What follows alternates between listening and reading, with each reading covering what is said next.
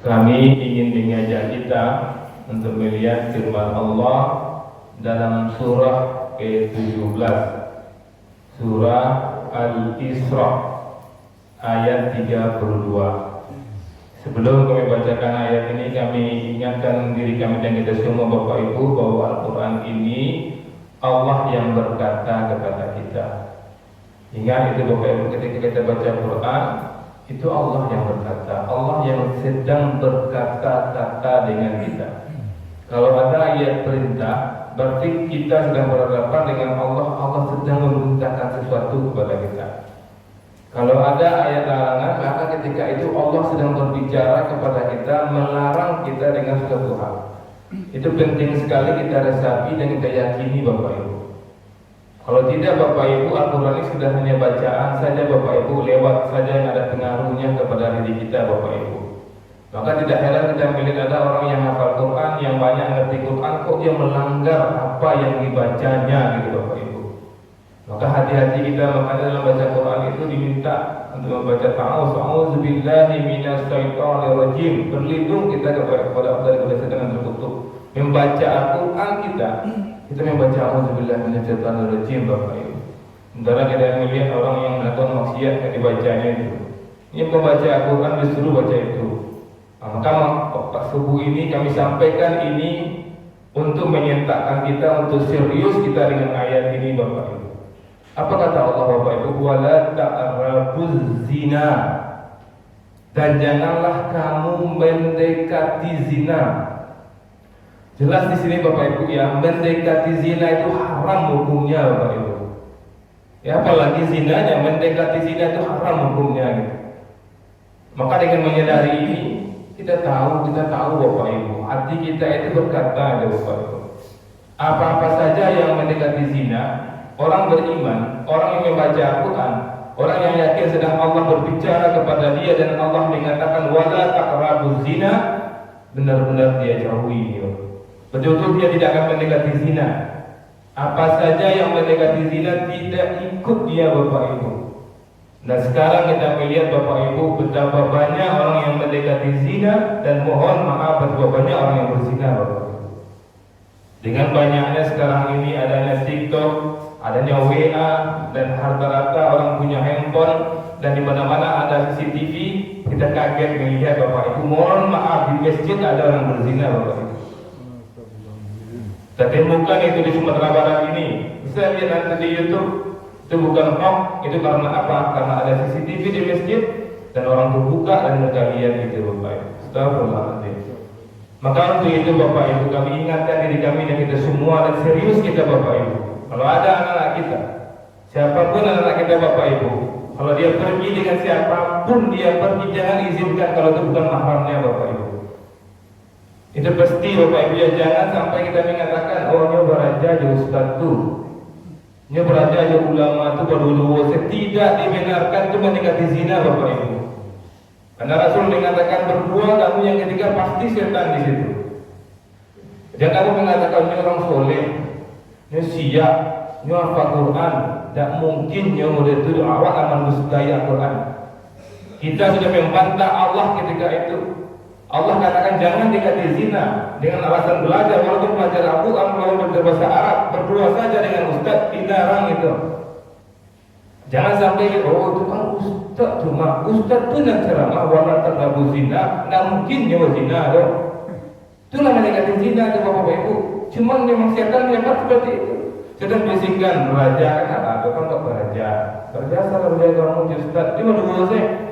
Pertama itu kami ulang di lokal, kami ulang misi cik, tinggal cuma dua selesai. Maka kita sampaikan kepada perempuan kita ketika kamu berada berdua, walaupun dengan dosen, walaupun dengan ustazmu, kamu keluar saja. Biarlah tak lulus daripada bertahan di situ Bapak Ibu.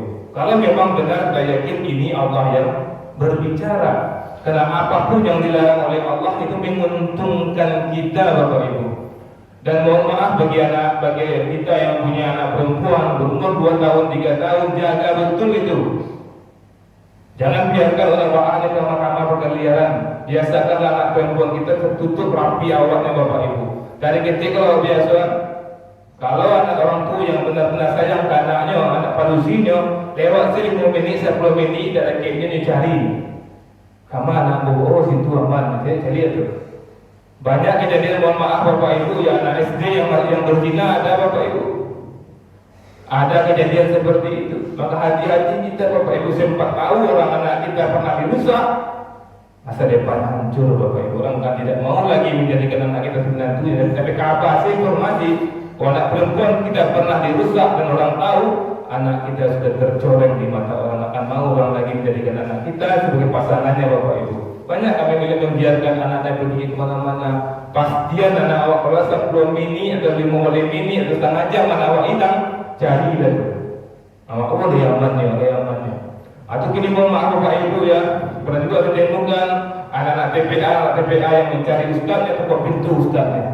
Tokok pintu. Kalau untuk CND, batas ini yang tidak boleh perempuan masuk sini, walaupun kecil dia. Ini batas hijabnya. Tolong betul amanah orang masjid di sini, anak perempuan tidak boleh mengetok pintu ini. Tolong itu ya, umat siapapun di arah sana apapun. Tutup pintu, cari apa, tidak boleh dari situ pakai sungai perempuan di situ. Makanya Bapak Ibu ya, dalam kalau di kawan-kawan kita di India, di Pakistan itu Bapak Ibu, itu perempuan tidak boleh ke masjid. Ya, di India perempuan tidak boleh ke masjid karena mereka betul menjaga perempuan ini. Mazhab mereka nggak membolehkan. Cuma makanya kalau keluarga pernah ke India, mereka kebingungan perempuan. Baca orang juga salat, biasa salat mereka orang udah salat di itu, orang salat di teras masjid dikawankan suami. Betul-betul mereka menjaga perempuannya. Maka kita di sini masjid Imam Bapak Ibu kita buat pintu khusus untuk perempuan. Maka perempuan situlah areanya. Maka ketika ada laki-laki masuk situ kita langsung tahu salah, kita tinggal usir Bapak Ibu. Tapi kalau misalnya laki-laki perempuan campur, orang biasa usirnya. Maka ketika masjid ada khusus wanita, ada khusus laki-laki, maka itu bisa menyelamatkan Bapak Ibu. Maka masih iman tidak buat seperti ini, perempuan khusus di situ. Maka tidak dibenarkan laki-laki di situ. Alasan apapun tidak boleh di situ, kecuali bisa di jam-jam tertentu yang kita buat untuk membersihkan. Pernah kejadian Bapak Ibu sejarah telah membuktikan bagaimana rohib yang soleh ini hadis sahih di Bapak Ibu yang berkosongan soleh. Di kampung itu yang paling soleh, paling terjaga, paling bagus akhlaknya. Adalah seorang 3 orang pemuda yang dia mau pergi merantau, sementara dia punya adik perempuan. Bagaimana caranya kamu? Tiba adik perempuan mungkin dah merantau payahlah, ekonominya payah. Akhirnya bagaimana? Dititipkan kepada rohib yang soleh. Rumahnya berarti uang. Rohib yang soleh. Baiklah nama digo. Rohib itu bantulah bagi makan. Tukar pintu awal itu orang soleh awalnya tukar pintu. Makanan, itu 3 hari untuk seminggu model itu. Atau mulai minggu datang buka pintu sekitar. Besok masuk dalam di buku orang walau tidak masuk ke kamar. Akhirnya Bapak Ibu minta ampun berzina akhirnya lagi itu. Berzina ini tak anaknya sebagai orang soleh, malunya di luar kampung sebanyak tahunnya berzina. Nanti pulang anak-anak 3 abangnya tahunya berzina dibunuh jadinya. Itu baru bayangkan dari orang soleh Bapak Ibu karena mendekati zina akhirnya berzina, kemudian dia menjaga karena bapak-ibunya dia bunuh. Bayangkan Bapak Ibu kenapa dilarang mendekati zina? Bayangkan Bapak Ibu kata bapaknya aborsi itu karena awalnya mereka mendekati zina Bapak Ibu. Setelah mendekati zina mereka hamil, mereka membunuh lagi Bapak Ibu. Dan luar biasa. Makanya Allah melarang mendekati zina. Maka anak-anak ibu kalau misalnya pergi kuliah dimanapun, kalau kosnya nggak jelas berdosa ibu. Dan yang olahkan di situ anak kita.